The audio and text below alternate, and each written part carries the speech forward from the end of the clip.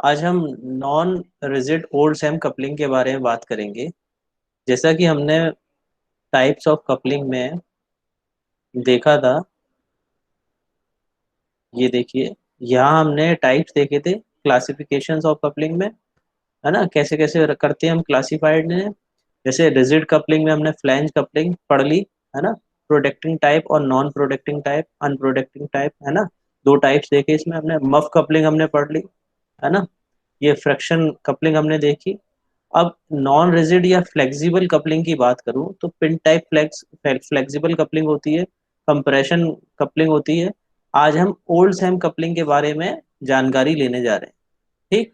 यानी कि non rigid या फ्लेक्सिबल कपलिंग में हम आज ओल्ड सैम कपलिंग की बात करेंगे।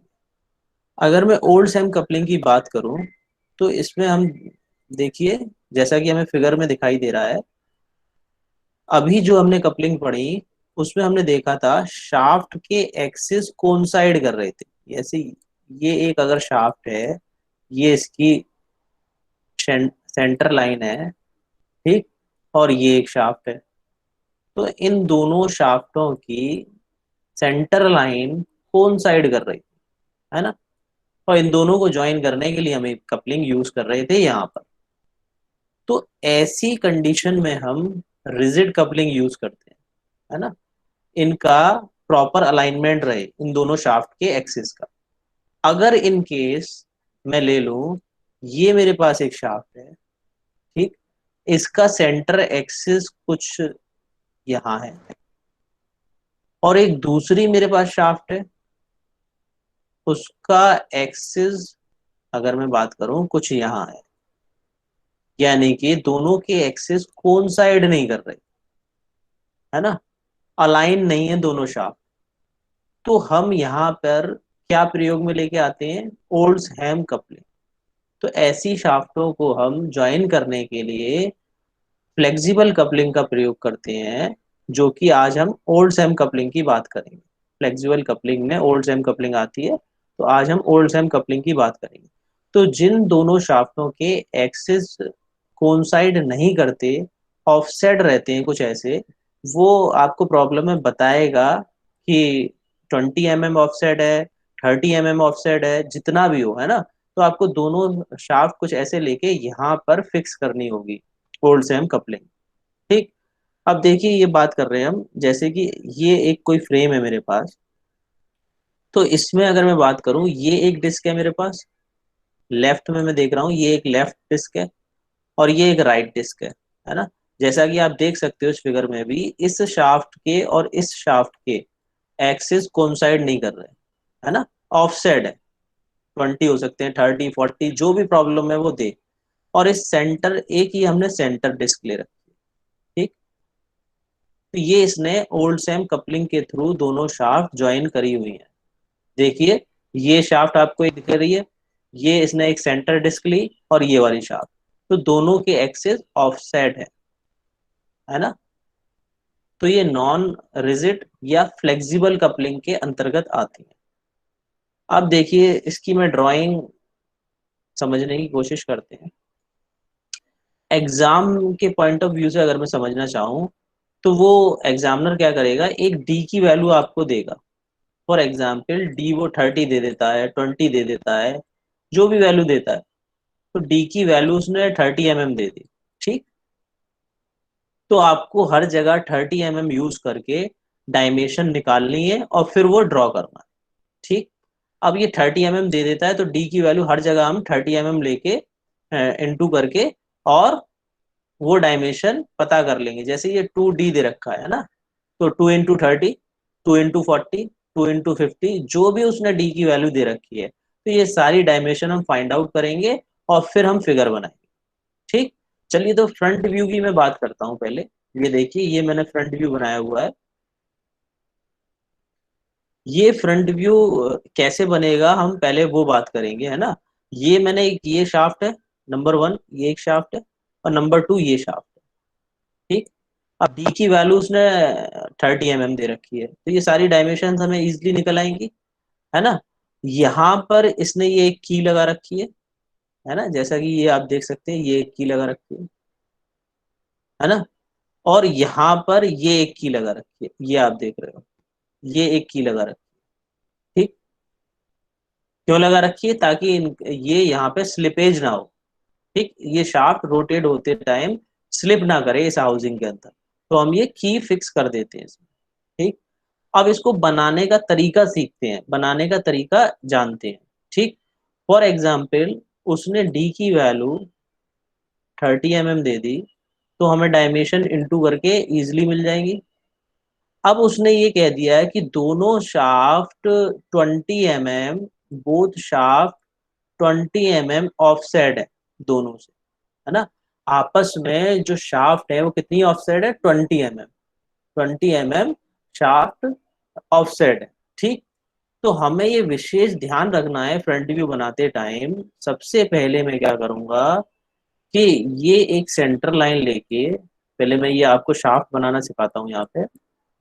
ये एक सेंटर लाइन लेके मैं 20 mm की, है ना, 20 mm ऑफसेट करना है मुझे, जो भी डायामीटर हो मेरे शाफ्ट का। ठीक है, फॉर एग्जाम्पल अगर डी इसमें मेरा 30 दे रखा है, तो शाफ्ट का डायामीटर कितना हो जाएगा? 30। 40 दे रखा है तो 40, है ना। ये देख रहे हो आप, डी दे रखा है इसमें से, है ना। यही सेम इसका भी रहेगा, इस शाफ्ट का भी डायामीटर 30 रहेगा अगर डी 30 दे रखा है। ठीक, तो डी 30 डायामीटर की मैंने ये एक शाफ्ट बना ली। अब वो कह रहा है कि कितना प्रॉब्लम में वो कहेगा 20 mm, 30 mm, 40 mm, तो ये इसने बोल दिया 20 mm, तो इस सेंटर लाइन से मैं 20 mm ऊपर चलूंगा। फॉर एग्जाम्पल यहाँ में कहीं 20 mm आ गया, तो मैंने ये एक और सेंटर लाइन खींच ली। ठीक, मैं डिजिटली से ड्रॉ नहीं कर पा रहा हूँ, आप प्रॉपर खींचेंगे। अब उसके बाद मैं क्या करूंगा, यहाँ पर भी एक शाफ्ट बना लूंगा। ठीक, 30 mm की यहाँ पर भी एक शाफ्ट बना लूंगा। यानी कि इन दोनों शाफ्टों की इस वैल्यू को 20 mm जो शिफ्ट कर रहा है, इसे मैं फिक्स कर लिया मैंने अब, है ना। बाकी जो भी अब मुझे इसके अंदर असेंबल करना है वो मैं इजिली कर सकता हूँ बिना इस डायमेंशन को डिस्टर्ब किए हुए। अगर ये डायमेंशन डिस्टर्ब हो गई तो ये वैल्यू डिस्टर्ब हो जाएगी, ये वैल्यू डिस्टर्ब हो जाएगी तो प्रॉब्लम आपकी गलत हो जाएगी। ठीक, तो ये दोनों शाफ्ट मेरी फिक्स हो गई। अब मैं यहाँ पे जो भी चाहूँ, जो भी असेंबल करना चाहूँ, पहली डिस्क, दूसरी डिस्क, सेंटर डिस्क, वो आराम से इजिली कर सकता हूँ। ठीक, अब चलिए इसे देखते हैं। हम यहाँ पे देखते हैं इस फ्रंट व्यू में, तो मैंने सेम एक ये सेंटर लाइन खींच ली, है ना, ये वाली एक सेंटर लाइन खींच ली। ठीक, इजिली एक ये सेंटर लाइन शाफ्ट वाली ले ली, ले चुका हूं मैं पहले ही। एक ये इस वाली शाफ्ट की ये सेंटर लाइन ले ली।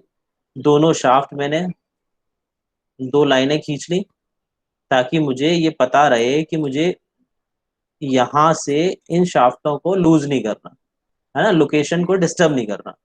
अब मुझे सेम वही करना है, जैसे मैं अगर बात करूं तो सेंटर डिस्क मुझे बनानी है, तो सेंटर डिस्क की क्या डायमेंशंस रहेंगी वो मैं सेम इजीली, आपको सारी चीजें पता है, हम ड्राइंग पढ़ना जानते हैं, ड्राइंग असेंबली हम जानते हैं, पढ़ चुके हैं, हम इतनी सारी शीटें बना चुके हैं। आपको यहाँ से डायमेंशंस उठानी है। ये देखिए, ये सेंटर डिस्क की सारी डायमेंशंस दे रखी है, डी से मल्टीप्लाई करना है, और जो भी वैल्यू आ रही है वो हमें अपने फ्रंट व्यू में लेनी है, यहाँ पर लेनी है। ठीक, चलिए देखिए, तो ये आपकी डिस्क बन जाएगी, इजिली आपको पता है ना, ये डिस्क बन जाएगी। उसके बाद आपको ये लेफ्ट हैंड साइड वाली डिस्क बनानी है, ये इजिली बन जाएगी। आप की डाल देंगे इसमें, यहाँ की डाल देंगे, ये आप डिस्क बना लेंगे, सारी डायमेंशंस आप यहाँ से लेंगे। ठीक, अब देखिए इसमें अक्सर ये साइड व्यू बनाने में प्रॉब्लम्स आती हैं। अब इनको हम समझने की कोशिश करते हैं साइड व्यू को। देखिए, मैं इसको रेज कर देता हूँ। अब दोबारा हम, अब ये लेफ्ट हैंड साइड व्यू उसने बनाया है, तो पहले हम लेफ्ट हैंड साइड व्यू को बनाकर देखते हैं। ठीक, अगर ऑब्जर्वर यहाँ है ना, ये यहाँ पर ऑब्जर्वर है, यहाँ से अगर वो ऑब्जर्वर देख रहा है, तो उसे क्या क्या दिखाई देगा वो हमें यहाँ साइड व्यू में बनाना है। ठीक, अब अगर ऑब्जर्वर यहाँ से है और यहाँ से वो देखता है, तो सबसे पहले, है ना, ये उसे दिखाई देगा, ये एक एज दिखाई देगा, है ना, ये एक एज दिखाई देगा। और इस एज के सापेक्ष अगर मैं बात करूं तो ये कुछ यहाँ है, थर्ड डिस्क की बात कर रहा हूं मैं, तो इसकी डायमेंशंस कितनी है? 3.5 इंटू डी, ये वाली डायमेंशंस है। तो इसका कुछ डायामीटर आ जाएगा मेरे पास। जो भी डायामीटर मेरे पास आएगा, इसको मैं यहाँ से प्रोजेक्ट कर लूंगा, यानी कि ये वैल्यू मुझे यहाँ कहीं टच हो जाएगी, है ना। और देखिए ये इस वाली वैल्यू का 3.5D का सेंटर देखना है आपको। ये देखिए ये सेंटर है, 3.5D का सेंटर इस वाली शाफ्ट का सेंटर है। इसको मैं आगे बढ़ा दूंगा तो ये सेंटर लाइन मुझे मिल जाएगी, है ना।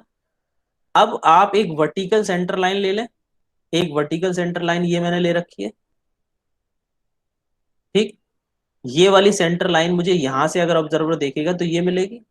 तो मेरे पास ये एक पॉइंट मिल जाएगा, ये कहीं पॉइंट मिल जाएगा।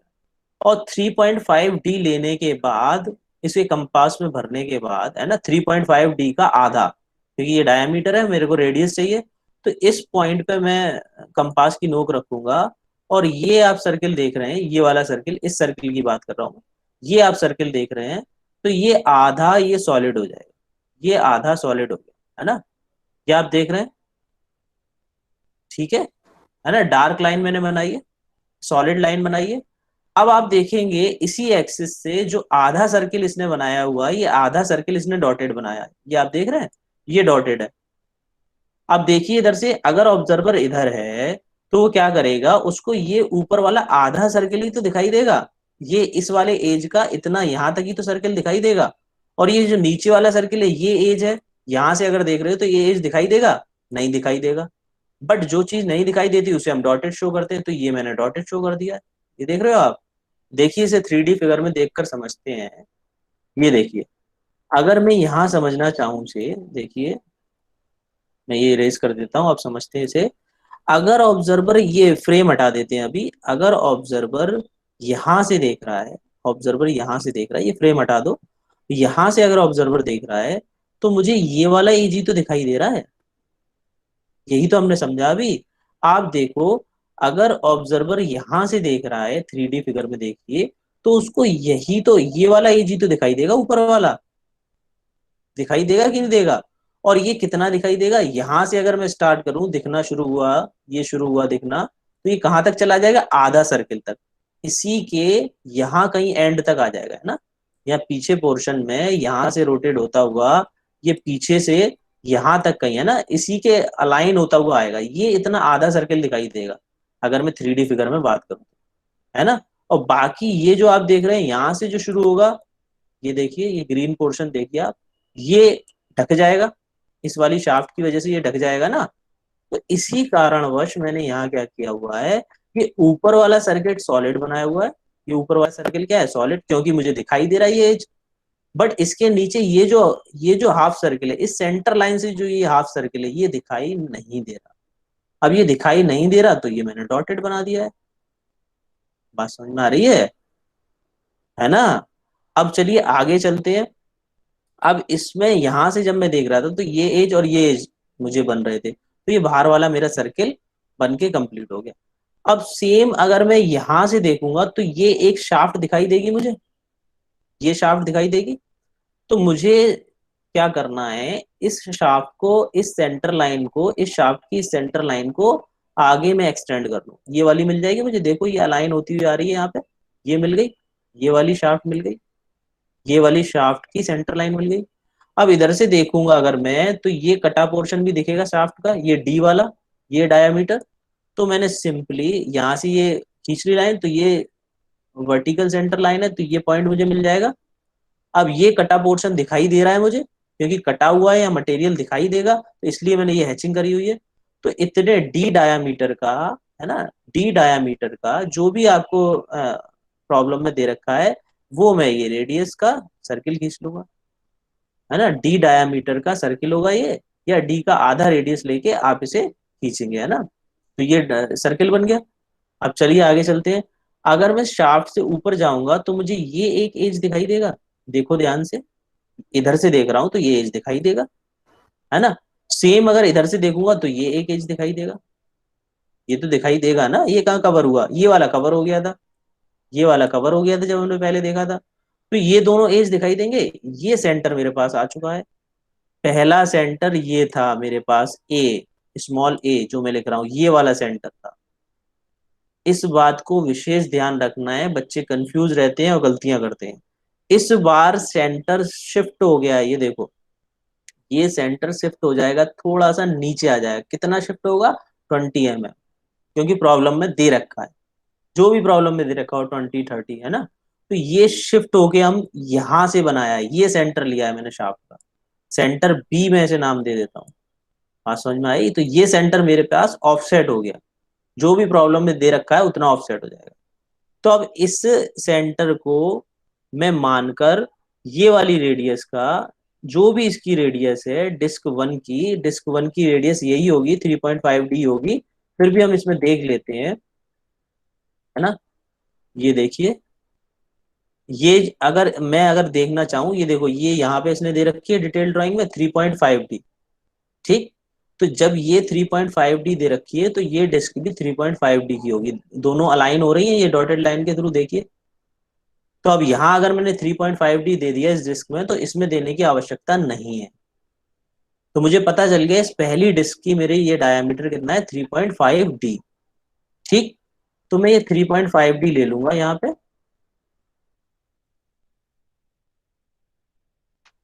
चलिए ये देखते हैं यहाँ पे। अब ये मैंने जो भी 3.5D ले लिया।